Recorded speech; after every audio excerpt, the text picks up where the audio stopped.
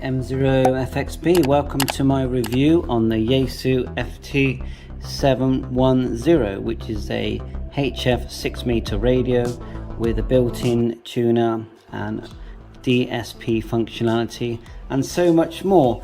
We have a touch screen, a waterfall scope and a 3D scope here. It's fully enabled for all digimodes like FT8, PSK, RTTY. You do need an external computer to decode CW, RTTY and PSK. The Yaesu FT-DX10 will do some of that within the actual radio. Now it's quite a small unit, it's about the same size as the Yaesu FT-991A. Now the 991A, as you know, is a shack in the box. What they've done with the 710 is they've removed all the buttons around the VFO and they've added these quite nifty looking LEDs. There is split mode, you have VFO and memory mode, quick memory selection here, band which you can select by pushing the band button, or you can tap the screen like so and like so. You can change the signal meters here by tapping the screen. Once that one goes back, tapping the screen, there's your different signal meters there. DSP by tapping the screen and using the DSP button to adjust. Now the main functionality of the radio, I would say, is the function button. You push the function button and whichever one of these you decide to select will appear here just underneath the frequency. See, it says mon level there. I'll do that again. Select mic gain, and there it is, mic gain, and you adjust it with this function button. Now it's full touch screen regarding changing frequency as well. If we just turn it up, so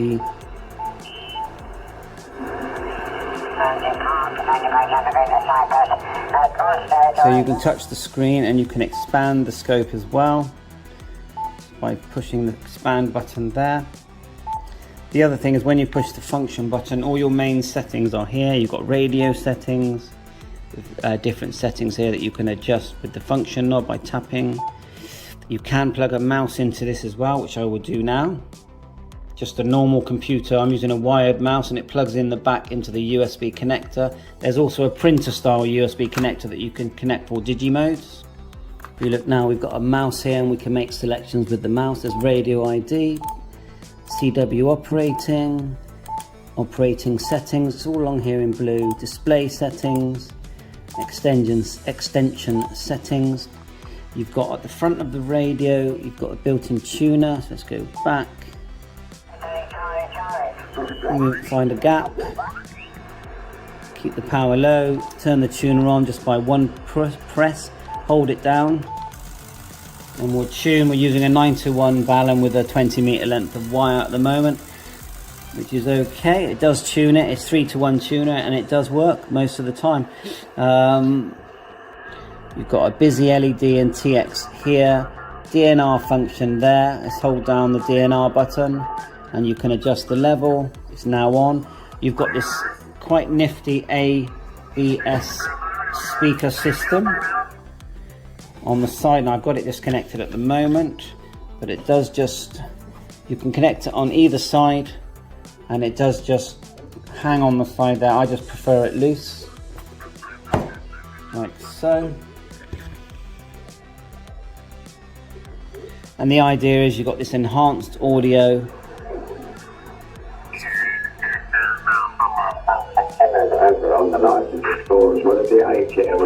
Okay, right.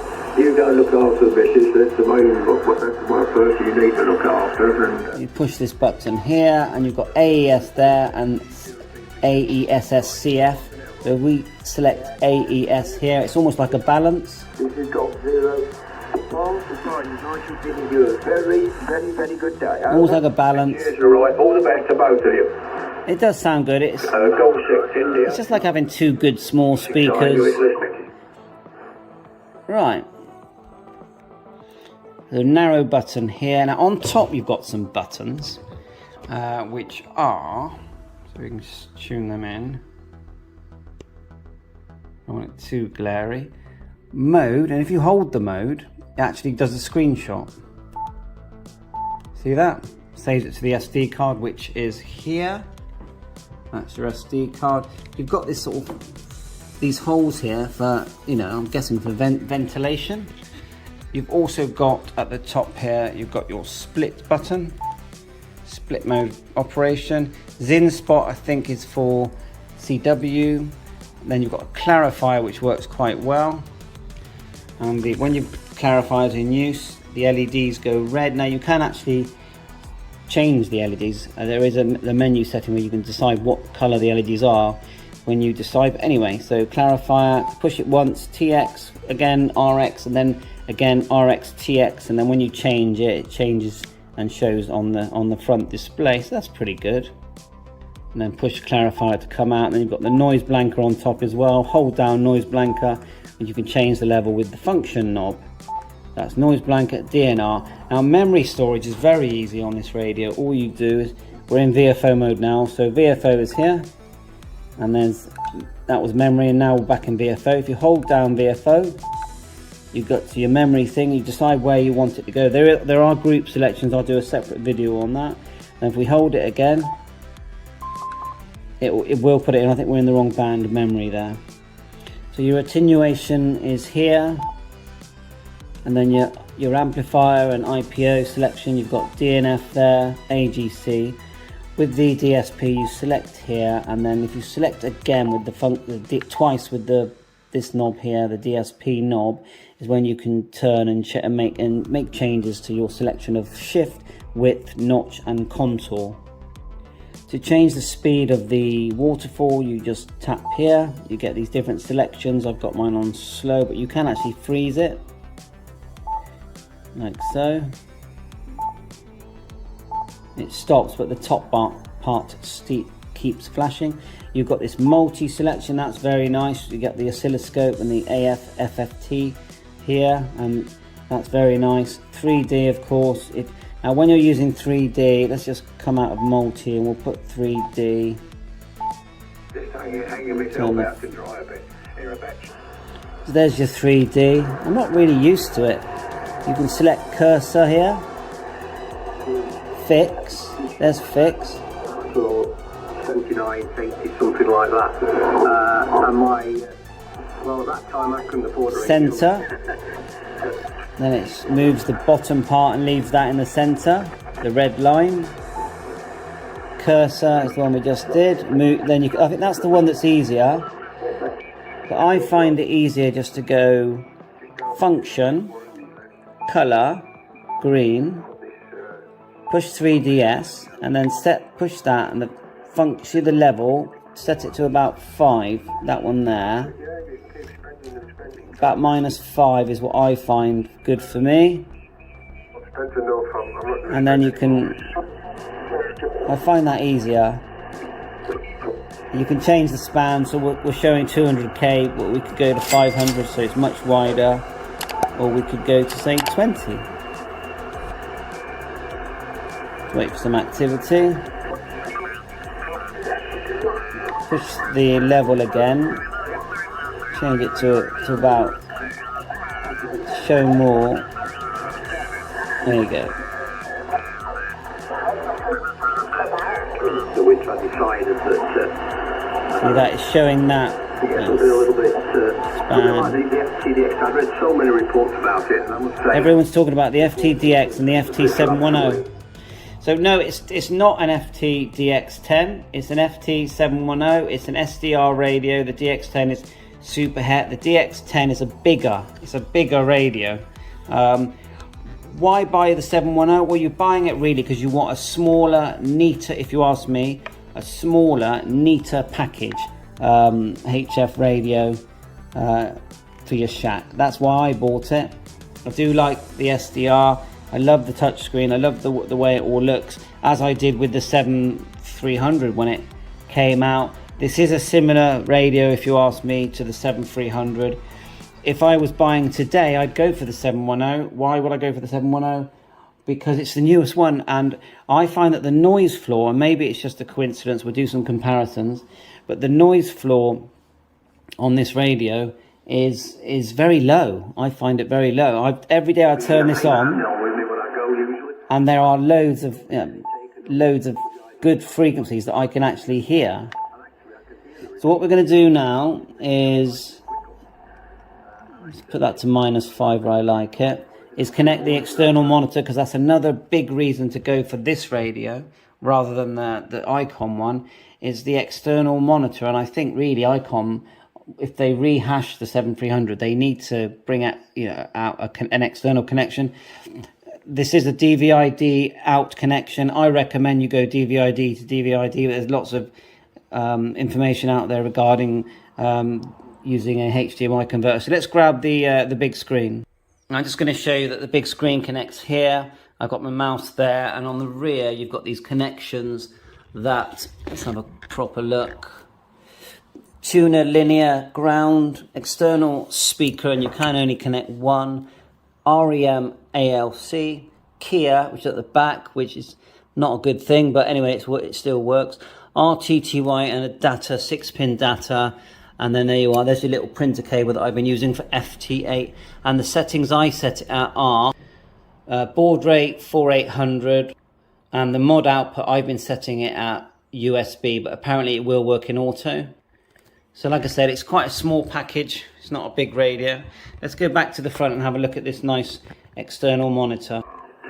So there's your external monitor.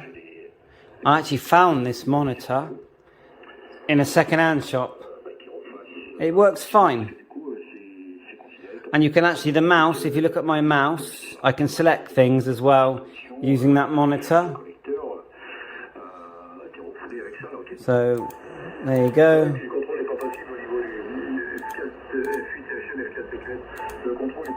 So it's pretty good. The only thing they should have done is, I can't seem to scroll the frequency with my scroller. I can't select the function menu. Can't do that on the screen, which would be nice. Otherwise, it's all pretty good.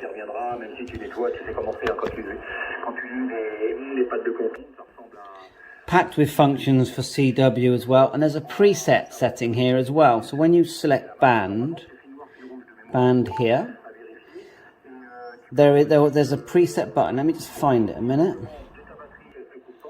Yeah, it's not band, it's mode. So you select mode on top, or you can actually tap the screen. Mode, see preset here. Tap that, and then it brings in the presets for things like FT8. I'm going to do a separate video on the presets, but there are, by the looks of it, I think if you hold your finger on, you can change to the different presets.